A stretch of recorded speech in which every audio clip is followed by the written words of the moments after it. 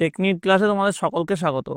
আজকের আমাদের আলোচ্য বিষয় 2025 সালের নবম শ্রেণীর দ্বিতীয় পর্যায়ক্রমিক মূল্যায়নের ইতিহাসের 4 নম্বর সেটের প্রশ্ন এবং তার উত্তর। তোমার দ্বিতীয় পর্যায়ক্রমিক মূল্যায়নে পূর্ণমান থাকবে 40, সময় পাবে তোমরা 1 ঘন্টা 15 মিনিট। তোমাদের এই পরীক্ষাটি আগামী আগস্ট মাসে অনুষ্ঠিত হবে। তোমাদের এই প্রশ্নোত্তর পর্ব শুরু করার আগে বলে রাখি, তোমরা যারা চ্যানেল নতুন আছো তারা অবশ্যই চ্যানেলটিকে সাবস্ক্রাইব করে দিও এবং পাশে থাকা বেল আইকনটি প্রেস করে দিও। তাহলে এই প্রশ্নোত্তর পর্বের আগে একবার তোমাদের সিলেবাসটা দেখে নেবো, তারপরে আমরা প্রশ্নোত্তর পর্বে ঢুকবো। দেখো, তোমাদের সিলেবাসে যেটা রয়েছে, 3 নম্বর অধ্যায় ঊনবিংশ শতকের ইউরোপ, রাজতান্ত্রিক ও জাতীয়তাবাদী ভাবধারার সংঘাত। 4 নম্বর অধ্যায় শিল্প বিপ্লব, উপনিবেশবাদ ও সাম্রাজ্যবাদ। 5ম অধ্যায় 20 শতকের ইউরোপ। এইটা রয়েছে তোমাদের সিলেবাসে।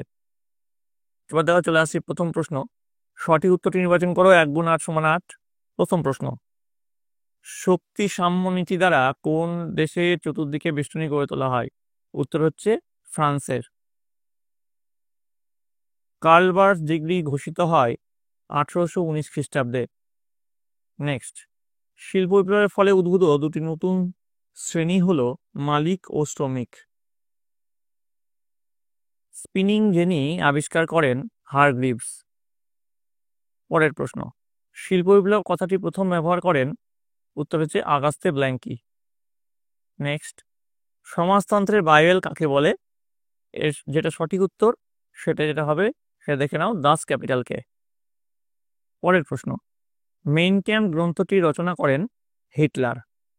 নেক্সট, স্পেনে একনায়কতন্ত্র প্রতিষ্ঠা করেন? উত্তর লিখবে জেনারেল ফ্রাঙ্কো।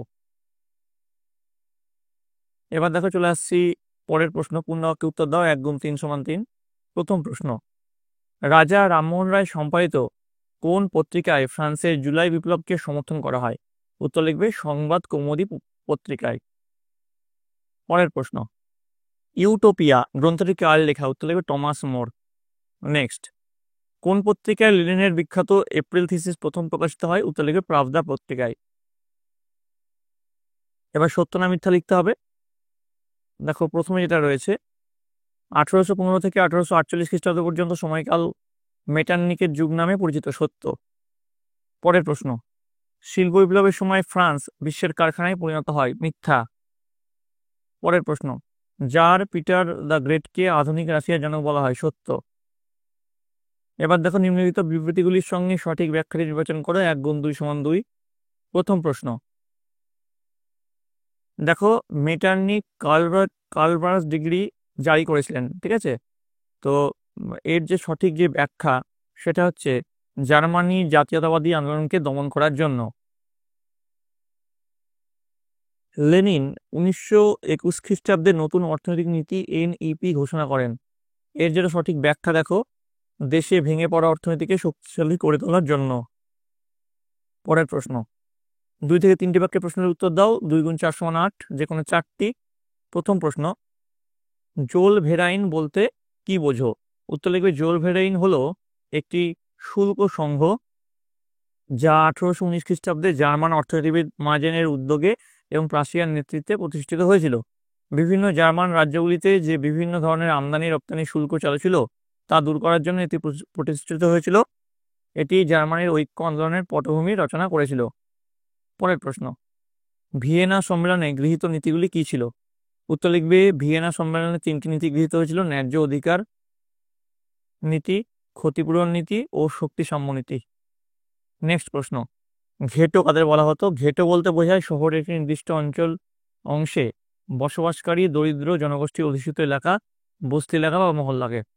এইগুলিতে সাধারণত একই ধর্ম, বর্ণ ও একই অর্থনৈতিক অবস্থা সম্পন্ন দরিদ্র মানুষ বসবাস করত। পরের প্রশ্ন, ফ্রান্সে জুলাই বিপ্লবে রামমোহন রায়ের প্রতিক্রিয়া কি ছিল? উত্তর লিখবে রাজা রামমোহন রায় ফরাসি দার্শনিক ভলতেয়ার, রুশো ও মন্তেস্কুর চিন্তাধারায় প্রভাবিত হয়েছিলেন। ফ্রান্সের জুলাই বিপ্লবের সাফল্যে তিনি অত্যন্ত আনন্দিত হয়েছিলেন এবং 2টি ফরাসি জাহাজে গিয়ে ফরাসি যাত্রীদের অভিনন্দন জানিয়ে বলেছিলেন, glory glory glory two France.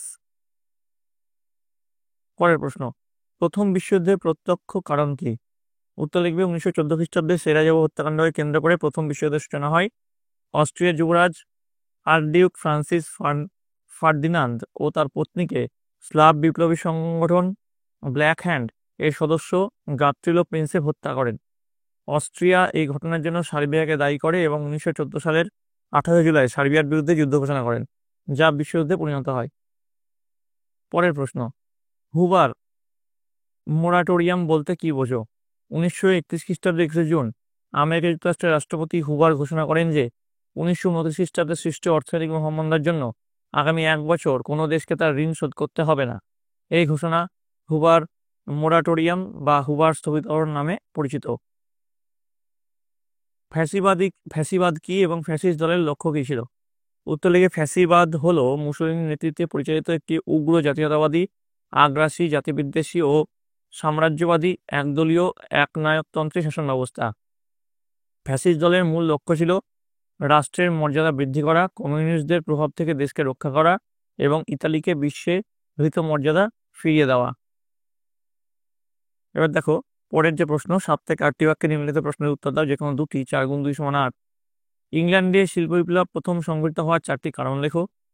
টিকা লিখতে বলেছে, এপ্রিল থিসিস, টিকা, ইয়ং ইতালি দল, ভাইমার প্রজাতন্ত্র সম্পর্কে সংক্ষেপে আলোচনা করো। ঠিক আছে, এই প্রশ্নগুলো কিন্তু খুব ইম্পর্টেন্ট, ভালো করে তোমরা করে নেবে। ঠিক আছে, আর না পারলে তোমরা কমেন্টে জানাবে, আমি তোমাদের জন্য এই প্রশ্নের উত্তরগুলো নিয়ে আসবো। পরের প্রশ্ন, 15 থেকে 16টি বাক্যের নিম্নলিখিত প্রশ্নগুলির উত্তর দাও, যে কোনো একটি। 8 গুণ 1 সমান 8। প্রথম প্রশ্ন, মেটারনিক ব্যবস্থা কি, কেন তা ব্যর্থ হয়েছিল? তারপরের প্রশ্ন, জার্মানির ঐক্য আন্দোলনে বিসমার্কের ভূমিকা আলোচনা করো। 3+5 আছে এখানে। আর 1929 খ্রিস্টাব্দে মহামন্দার কারণ ও তার প্রভাব আলোচনা করো। ঠিক আছে, তো এইগুলোও কিন্তু খুব ইম্পর্টেন্ট, ভালো করে তোমরা করে রাখবে। তো এই গেল তোমাদের নবম শ্রেণীর দ্বিতীয় পর্যায়ক্রমিক মূল্যায়নের ইতিহাসের সাজেশন প্রশ্ন এবং তার উত্তর। তোমাদের এই যে প্রশ্ন উত্তরগুলো করলাম, এইগুলোই যে হুবহু পরীক্ষা আসবে কোনো মানে নেই, এরকম টাইপের প্রশ্ন আসবে। তোমাদের 4টে সেটের প্রশ্ন উত্তর করানো হলো, এছাড়াও 6টা সেটের রাইমার্টিনের প্রশ্ন উত্তর করানো হয়েছে। তোমাদের জন্য আরও কিছু সেট প্রশ্ন উত্তর নিয়ে আসা হবে, তার জন্য তোমাদের সকলকে এই চ্যানেলের সঙ্গে যুক্ত থাকতে হবে। তোমরা এই যে প্রশ্ন উত্তর সেটগুলো করাচ্ছি সেগুলো ভালো করে খুঁটিয়ে পড়ো এবং বইটা ভালো করে দেখো, তাহলে কিন্তু তোমাদের পরীক্ষায় সাফল্য নিশ্চিত। তোমরা সকলে মন দিয়ে পড়াশোনা করো, তোমরা সকলে ভালো থাকো, তোমরা সকলে সুস্থ থাকো। আর অবশ্যই তোমরা কমেন্টে তোমাদের বিদ্যালয়ের নাম এবং কে কোন জায়গায় দেখছো সেটা লিখতে ভুলবে না।